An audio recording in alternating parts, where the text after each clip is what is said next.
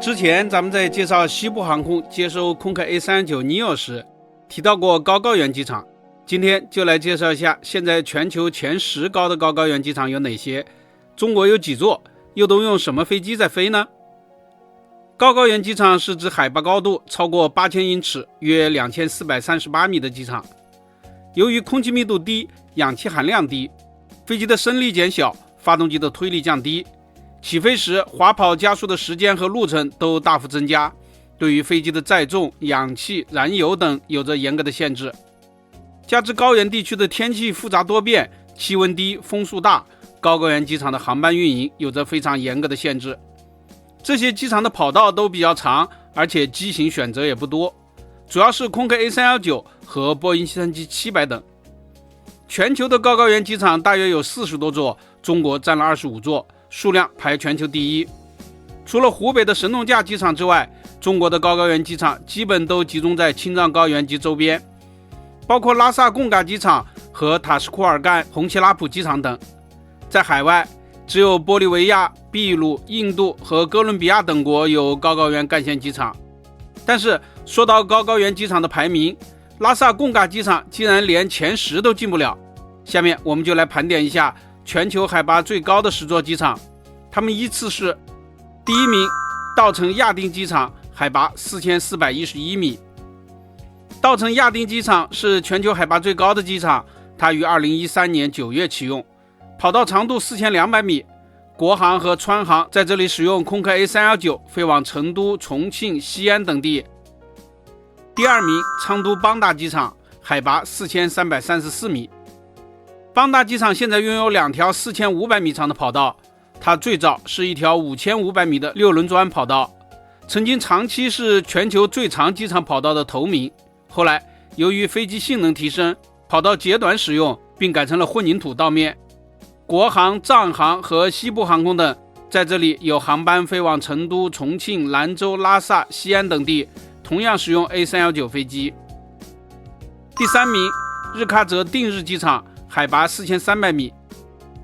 日喀则定日机场的跑道长4500米，国航在此有航线飞往拉萨和成都等地，也使用 A319。第四名，甘孜康定机场，海拔4280米。甘孜康定机场的跑道长4000米，四川航空使用 A319 从这里飞成都和重庆。第五名，阿里昆沙机场，海拔4274米。阿里昆沙机场又称为狮泉河机场，有一条长4500米的跑道。西藏航空使用 A319 从这里飞拉萨，祥鹏航空使用波音737-700从这里飞喀什。阿里到拉萨的机票以前单程是2500元，允许浮动后调整为了3140元，几乎从来不打折，一直被飞友誉为全球最值钱的航线。第六名，甘孜格萨尔机场，海拔4068米。甘孜格萨尔机场以格萨尔王传中的格萨尔王的名字命名，跑道长度4000米。四川航空有航线飞往成都，使用 A319。第七名，玻利维亚埃尔阿托国际机场，海拔4062米。埃尔阿托是除中国外全球海拔最高的机场，它有2条跑道，分别长4000米和2050米。拉美航空、玻利维亚航空和哥伦比亚航空等在此经营。现在使用的机型有空客 A320、A320、CRJ200、BAE146 的升级款 RJ85， 波音737-700和737-800等。第八名，山南龙子机场，海拔3980米。山南龙子与日喀则定日一样是新机场，跑道长度4500米。国航使用 A319 在这里飞行，但航班数量非常稀少。第九名，玻利维亚尼古拉斯罗哈斯机场，海拔3936米。尼古拉斯罗哈斯是安第斯山区的一个小型机场，跑道只有2830米长，而且很窄，有人说仅30米宽。这座机场之所以著名，是因为它接待过干线客机。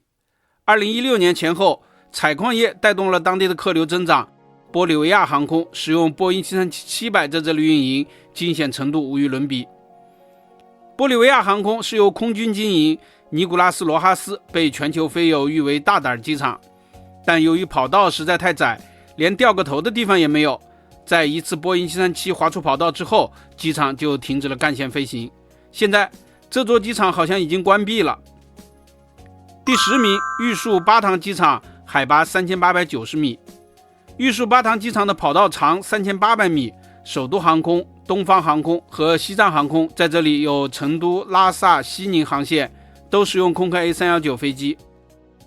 朋友们，你们有去过这些高原机场或者是高原机场飞行的经历吗？欢迎分享一下你的感受。本期咱们就聊到这里，下期见。